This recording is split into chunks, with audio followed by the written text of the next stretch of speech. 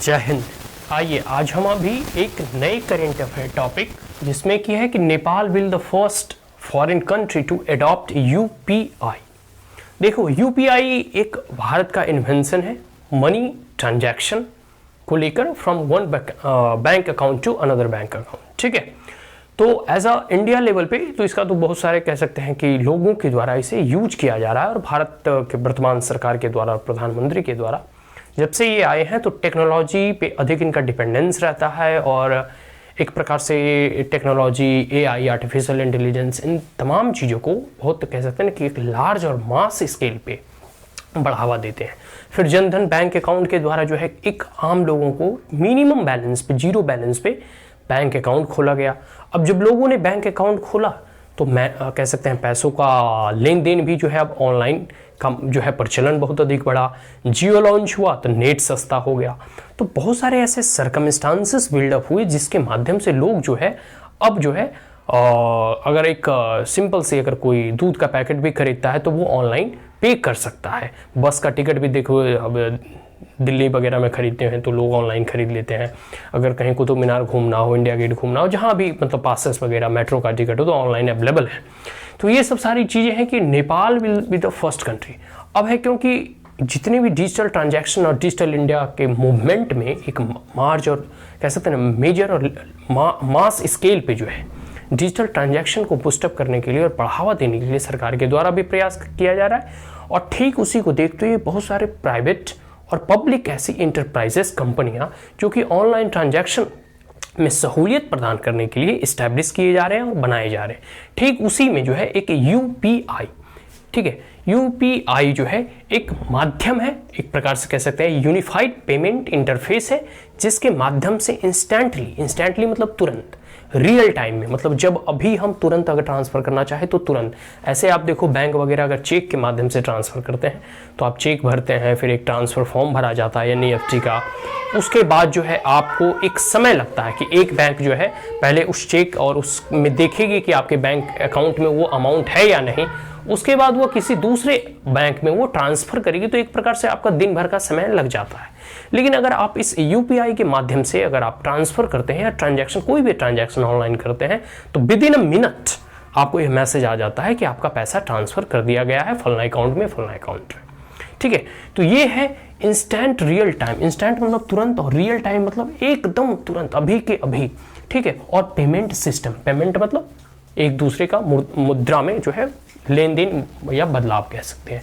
And allow user to transfer money on a real time basis. और कोई भी user है, कोई भी जैसे ऑनलाइन जो है ट्रांजैक्शन या फिर ऑनलाइन जिसका अकाउंट है या फिर कोई भी बहुत सारे ऐप वगैरह आगे हम लोग डिस्कस करेंगे, जैसे पेटीएम हो गया, अमेजॉन वगैरह, तो व्हाट्सएप के माध्यम से भी देखो मनी का ट्रांसफर होता है। तो बहुत सारे ऐसे जो यूनिफाइड पेमेंट सिस्टम को इजाद किया गया है जो कि किसी भी एक बैंक अकाउंट से दूसरे बैंक अकाउंट में जो है रियल टाइम ट्रांजैक्शन कर सकते हैं।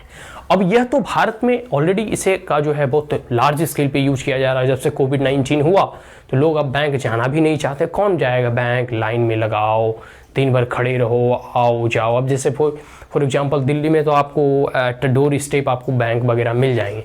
लेकिन अगर आप बात रूरल इंडिया की, मतलब गांव की बात करो, तो गांव में उतना जो है अभी भी बैंक के लिए बाजार जाना पड़ता है। अगर आपको कोई सामान खरीदना हो या कोई बैंक का काम हो तो आप बाजार जाओ, दिन भर लाइन में लगो, इतनी भीड़ है। और इसको भी 19 में मास्क वगैरह, सोशल डिस्टेंसिंग, कह सकते हैं कि बहुत सारे ऐसे फैक्टर क्रिएट हुए हैं जो कि डिजिटल इंडिया और ऑनलाइन ट्रांजैक्शन को बढ़ावा देना पड़े, या फिर या तो वो मजबूरी है।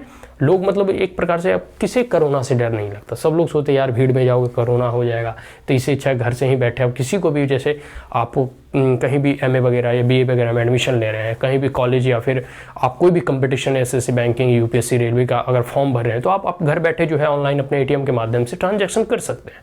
आपको बैंक जाने की कोई आवश्यकता नहीं। तो ये सब सारी चीज़ें हैं जो इंस्टेंटली जो है भारत में इसे पूरे के पूरे लार्ज स्केल पे यूज किया जा रहा है। ठीक है, अब यही यूपीआई पोर्टल और यूपीआई पेमेंट सिस्टम के माध्यम से अब जो है नेपाल भी इस सिस्टम को एडॉप्ट किया है और अपने देश में भी इस सिस्टम को यूज करेगा for transaction of the money. Is that clear? तो वही कहा जा रहा है कि Nepal B the first foreign country, क्योंकि नेपाल एक जो है भले ही मित्र राष्ट्र हो लेकिन है तो एक विदेशी देश ही ना। तो उस देश में भारत के जो है कह सकते हैं कि इस मेथड्स को, इस पेमेंट मेथड को यूज किया जाएगा। और ऐसा कहा जाता है कि मतलब नेपाल जो है मित्र राष्ट्र है हमारी, culturally, socially, economically, financially, physically, there were multi, कह सकते हैं डायमेंशनली जो हमारा रिलेशन हुआ नेपाल के साथ है। तो एक प्रकार से अब वह जो है इकोनॉमिकली भी और बूस्टअप होगा कि भारत के लोग और नेपाल के लोग भी एक दूसरे से ट्रांजैक्शन करने में आसानी होगा। हम लोग वहाँ वीज़ा फ्री घूमने जा सकते हैं, तो जो भी उस वक्त लेन देन होगा उसमें आसानी होगा। सबसे बड़ी बात है कि इंडिया का एक सॉफ्ट पावर फुटप्रिंट जो है शायद भविष्य में कोई और देश भी उसे अडॉप्ट कर सकते हैं, जैसे अभी नेपाल अपनाया है, उसके कल श्रीलंका हो गया, बांग्लादेश हो गया, या फिर और जो भी अदर कंट्रीज़ हैं अपार्ट फ्रॉम इंडिया, वो सिस्टम को अगर देखेंगे कि यह सुचारू रूप से और कह सकते हैं कि फ्रॉड फ्री है, तो उसे वो अडॉप्ट करते हैं। तो ये तो पहले चीज़ हो गया। ठीक है, अब हम थोड़ा यूपीआई के बारे में जान लेते हैं। तो यूपीआई जो है, यूनिफाइड पेमेंट इंटरफेस जो है, ये अभी तक की सबसे बड़ी जो है कह सकते हैं जितने भी और अदर ट्रांजैक्शन के मेथड है उसमें यह सबसे कह सकते हैं biggest among all other transaction. जैसे ठीक है, NPCI national payment corporation of India में यह भी सबसे बड़ा है मेथड है जिसमें कि हम मनी को ट्रांसफर करते हैं।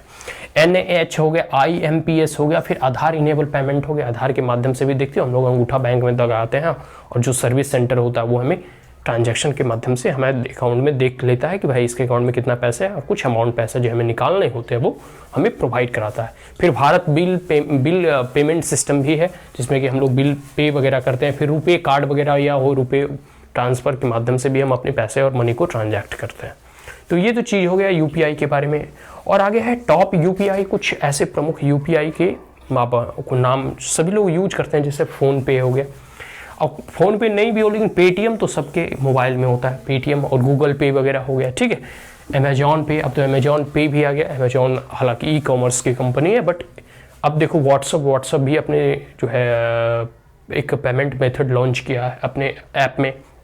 भीम पेमेंट के बारे में कौन नहीं जानता है, ये गवर्नमेंट के द्वारा लॉन्च किया गया था, भारत सरकार के द्वारा। ठीक है, तो थोड़े भीम पेमेंट मेथड के बारे में जान लेते हैं। इसका फुल फॉर्म होता है Bharat interface for money. Bharat interface, देखो नाम से ही आपको इसमें लगा होगा भारत लगा हुआ, इंटरफेस फॉर मनी। अब इंटरफेस इन द सेंस की इंटर और फेस, फेस मतलब चेहरा होता है और इंटर मतलब एक दूसरे का, मतलब यहाँ तो चेहरा इन द सेंस की आपको जो है बिना किसी दूसरे को अकाउंट नंबर बताए हुए आप उसे पैसा ट्रांसफर कर सकते हैं। ठीक है, तो यही हुआ इंटरफेस फॉर मनी। मनी से संबंधित है और ट्रांजैक्शन से ही संबंधित है, यूपीआई के मेथड से ही ट्रांजैक्शन किया जाता है। तो India digital payment application app है, एक प्रकार से इंडिया का है, भारत सरकार के द्वारा इसे लॉन्च किया गया था, जो कि डिजिटल पेमेंट, डिजिटली हम लोग पेमेंट करते हैं, एक कह सकते हैं कि अकाउंट से दूसरे अकाउंट में, या फिर एक व्यक्ति से दूसरे, कोई भी, जैसे आप कोई भी एक अभी ग्रोसरी के शॉप चले जाओ, मॉल चले जाओ, बस स्टॉप चले जाओ, वहाँ जो है इस पेमेंट के मेथड से आप जो है मनी को ट्रांसफ़र कर सकते हैं।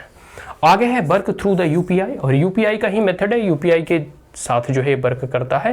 And multiple bank account, multiple bank account कहने का मतलब है जैसे कोई भी व्यक्ति, किसी का मान लो एसबीआई का अकाउंट है, स्टेट बैंक ऑफ इंडिया का अकाउंट है, किसी का पंजाब नेशनल बैंक है, पंजाब एंड सिंध बैंक का है, किसी का भी बैंक ऑफ बड़ौदा है, या फिर जितने भी डिफरेंट यूनियन बैंक है, और जो भी डिफरेंट बैंक अकाउंट है उसमें जो है आप जो है यहाँ इस ऐप के माध्यम से, भीम ऐप के माध्यम से ट्रांजैक्शन कर सकते हैं और ट्रांसफ़र कर सकते हैं।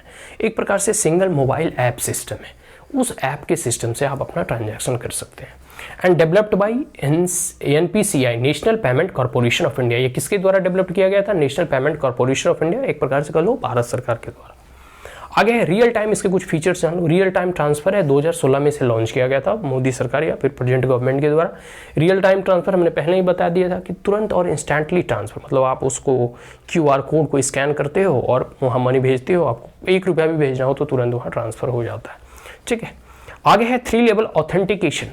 अब ऐसा है नहीं कि मनी भाई कोई किसी को भेज दे विदाउट एनी ऑथेंटिकेशन। जैसे आप लोग ATM कार्ड चलाते हैं तो उसमें 4 पिन होते हैं, तो सेम व्यवस्था इन तमाम ट्रांजैक्शन में भी की गई है। और एक प्रकार से कुछ ऐसे क्राइटेरिया रखे गए हैं ताकि कोई ऐसे भविष्य में कोई फ्रॉड हो जाए, या कहीं भी सर्वर डाउन होने के कारण, या कोई भी ट्रांजैक्शन अगर बीच में ही कोई कहता है कि फंस जाना, तो उसमें आपका पैसा ना डूब जाए, इसलिए ऐसी व्यवस्था की गई है ताकि भविष्य में कभी ट्रेस किया जा सके कि किसके अकाउंट में कितना कब कहाँ पैसे ट्रांसफ़र हो रहा है, और किसी ऐसे फ्रॉड वगैरह या फिर कोई ऐसी परिस्थिति उत्पन्न हो जाए जब किसी भी व्यक्ति का पैसा, वो कह सकते हैं कि ट्रांसफ़र ना हुआ हो और उसके अकाउंट से कट गया हो। कई बार ऐसे होता है कि ATM में अगर आप यूज करने जा रहे हैं तो ATM से आपने विड्रॉल किया, तो विड्रॉल तो पैसा नहीं होता है, बट आपके अकाउंट से पैसा उतना कट जाता है। फिर आप बैंक में जाके कंप्लेन करते हैं तो कुछ दिनों के बाद आपके पैसे आपको वापस दे दिए जाते हैं।